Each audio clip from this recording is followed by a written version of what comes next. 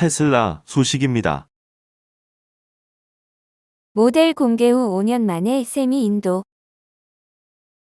테슬라가 완전 전기 트레일러 트럭인 세미를 1일 펩시코에 인도한다.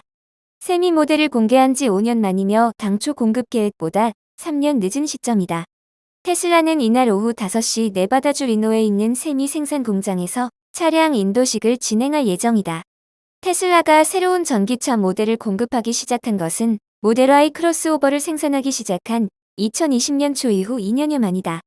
테슬라는 2017년 한 번 충전한 뒤 500마일을 주행할 수 있으면서 운영 비용이 디젤 트레일러보다 적게 드는 전기 트레일러를 내놓겠다고 공약했다.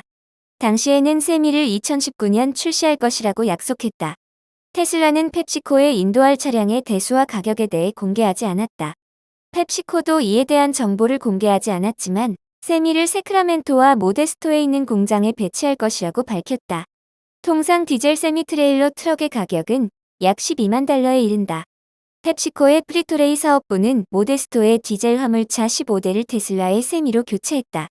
캘리포니아 대기자원위원회는 3,080만 달러 규모의 정비 비용 중 절반을 지원하기로 약속했다. 다임러와 볼보 등 다른 트럭 생산 업체들도 전기 트레일러를 개발해왔지만 시장은 아직 초기 단계다. 대형 트럭의 전력을 공급하기 위한 충전 인프라가 부족하기 때문에 장거리 운행이 쉽지 않은 상황이다. 기존 디젤 트럭을 전기차로 개조한 경쟁사와 달리 테슬라는 처음부터 전기차를 기반으로 설계했다. 세미는 시속 100km까지 가속하는데 20초가 걸리며 30분만 충전해도 최대 70%를 충전할 수 있다는 게 회사의 설명이다. 운전석을 중앙에 배치해 디자인적으로 기존 차량과 차별화했다. 핸들에는 2개의 디스플레이 화면을 배치했다. 프란츠 본 홀차우센 테슬라 수석 디자이너는 차량 앞에 모터와 변속기를 제거해 운전자를 중앙에 배치했다며 이를 통해 시야를 넓게 확보할 수 있도록 했다고 말했다. 일론 머스크 최고 경영자는 지난 10월 2024년에 5만 대의 세미 트럭 생산을 목표로 하고 있다고 말했다. 그 전까지는 배터리 셀 공급 제약으로 세미의 생산을 늘리기가 쉽지 않다는 게 회사 측의 설명이다. 테슬라는 올해 100대의 세미를 생산할 수 있는 것으로 확인됐다.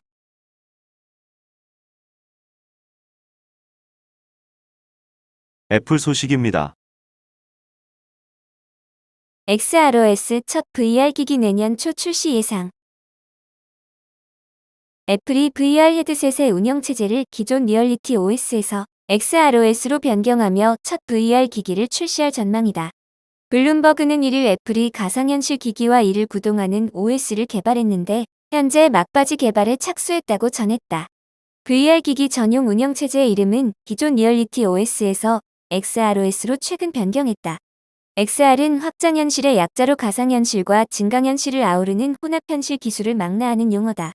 이에 애플은 애플워치 이후 첫 번째 주요 신제품 카테고리인 혼합현실 헤드셋에 대한 작업을 강화하고 있으며 최근 출시가 임박함에 따라 함께 제공되는 소프트웨어의 이름을 변경했다며 VR 기기뿐만 아니라 VR 기기로 접속할 수 있는 3차원 기반 혼합현실 기반의 메타버스 세계를 만들 것으로 보인다.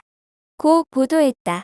블룸버그 및 IT 전문지 디지털 트랜스에 따르면 실제 애플은 증강현실 및 가상현실 분야 인력을 본격적으로 채용하기 시작하면서 제품 출시 준비를 구체화하고 있는 것으로 파악된다. 애플은 현재 공식 홈페이지를 통해 미국에서 모두 218개의 증강현실과 가상현실 관련 직무 공개 채용을 진행하고 있으며 근무지는 캘리포니아 본사, 시애틀 연구소 등이다. 한편 테크 업계에선 작년 전 세계를 강타했던 메타버스, 광풍이 수그러들고 있다는 의견이 지배적이다. 메타버스 분야 선두주자인 메타의 마크 저커버그 CEO도 대규모 임직원 감축 계획을 내놓으며 메타버스 분야의 투자를 무리하게 집중한 전략이 실수였다는 점을 인정했다. 전자 전문 매체 9to5맥은 애플이 2023년 출시할 AR 헤드셋이 2,000에서 3,000달러에 출시될 것으로 전망했다. 해당 가격이 경쟁력이 있는지도 지켜봐야 하겠지만 메타버스 대중화의 핵심 역할을 하겠다며 공언해왔던 메타의 관련 인원 감축 사례는 그리 긍정적으로 보이지는 않는다. 마이크로소프트 소식입니다. MSUBS 클라우드 협력 확대. 스위스 글로벌 투자은행 UBS와 마이크로소프트가 향후 5년 동안 UBS의 퍼블릭 클라우드 사용을 확대하기 위해 협력한다. UBS는 중요 워크로드를 포함 50%가 넘는 자사 애플리케이션을 마이크로소프트 클라우드 애저에서 운용할 계획이다.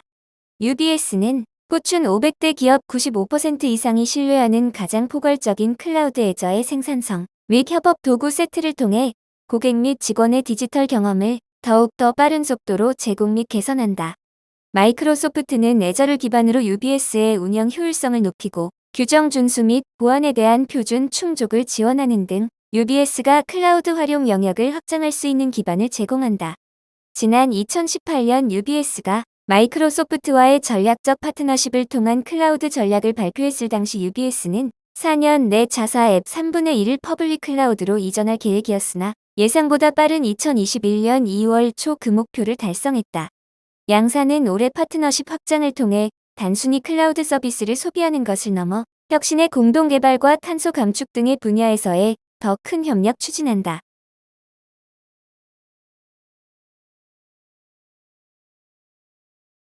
아마존 소식입니다. 아마존 CEO 경제가 생각보다 훨씬 더 불확실하다.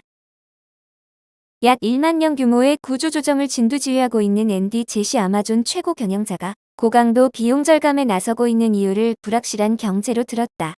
제시 CEO는 30일 뉴욕타임스 딜북 서밋에 참석해 한 달 동안 비용 절감을 검토한 결과 경제가 이전에 생각했던 것보다 훨씬 더 불확실하다고 진단했다. 그는 많은 것들이 이전에 우리가 봤던 것들과 다르다는 것을 확인했고 우리의 비용을 간소화할 필요가 있다는 것을 느꼈다고 설명했다. 아마존은 11월 초 기기, 서비스, 인사 부문의 인력을 최대 1만 명까지 감축하고 불필요한 조직을 통폐합하는 구조조정을 진행 중이다. 사업부별로 정리해고 결정이 내려지고 있기 때문에 최종 감축 숫자는 유동적이다. 제시 CEO는 아마존이 채용을 동결을 진행하면서 정리해고가 필요하다는 것을 깨달았다고 말했다. 음성 비서인 알렉사를 포함한 디바이스 부문에 대해서는 시장의 평가를 부인했다. 제시 CEO는 아마존의 디바이스 부문에 대해서 정말 기쁘며 낙관적이다며 알렉사는 특히 전자상거래를 통한 구매를 이끌어내는 능력이 있다고 말했다.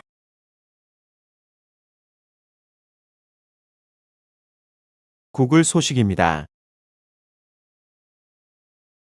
유럽 보안업체 북해커, 구글 드라이브 악용의 해킹, 휴대폰까지 감시. 북한 해커들이 구글의 온라인 파일 저장 공간 서비스인 구글 드라이브를 악용해 해킹을 해온 사실이 밝혀졌다.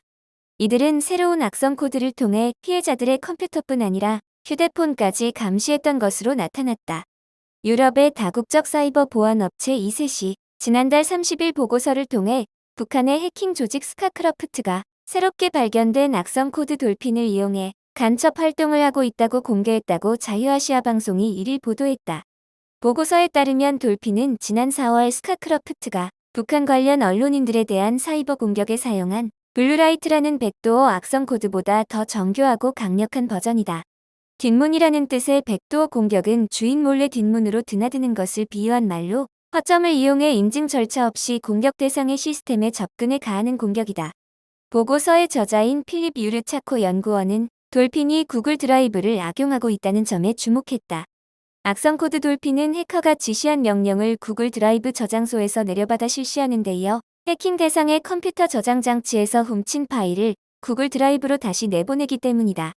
돌핀은 또한 컴퓨터 본체에 있는 고정 저장 장치뿐 아니라 이동식 저장 장치인 USB 드라이브와 컴퓨터와 연결된 휴대용 전화기까지 능동적으로 감시해 영상이나 음악 파일, 문서, 전자 우편 및 인증서 자료를 찾아낼 수 있었다. 유르차코 연구원은 돌핀이 심지어 피해자 컴퓨터에 보관된 특정 파일을 삭제하는 기능도 있다며 주의를 당부했다. 이 밖에도 돌핀은 웹 브라우저 크롬 엣지, 인터넷 익스플로러에 저장된 아이디와 비밀번호를 훔쳐 도용하거나 30초마다 브라우저의 화면을 캡처하는 등 광범위한 간첩 기능을 갖추고 있다고 덧붙였다.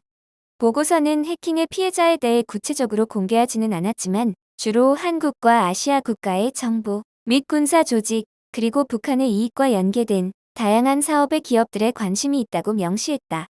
스카크러프트는 2020년 영국 주재 북한 대사관 공사 출신인 태영호 국민의힘 의원의 휴대용 전화기를 해킹한 정황이 드러나기도 했다.